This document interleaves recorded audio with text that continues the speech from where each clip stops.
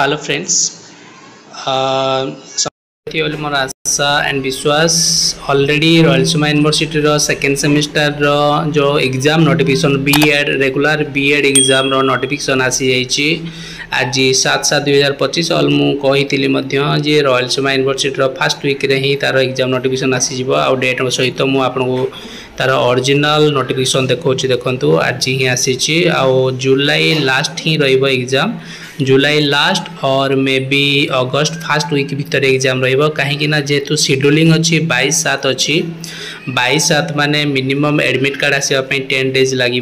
So guys तो निहाती आपणकर एग्जाम निहाती अगस्त फास्ट वीक ही रही मोर आशा पूरा जुलाई लास्ट और अगस्त फास्ट वीक भितर आपणकर एग्जाम रहा पूरा ओरिजिनल नोटिफिकेशन एग्जाम नोटिफिकेशन देखौची B Ed regular exam Rayalaseema university second semester exam 2025।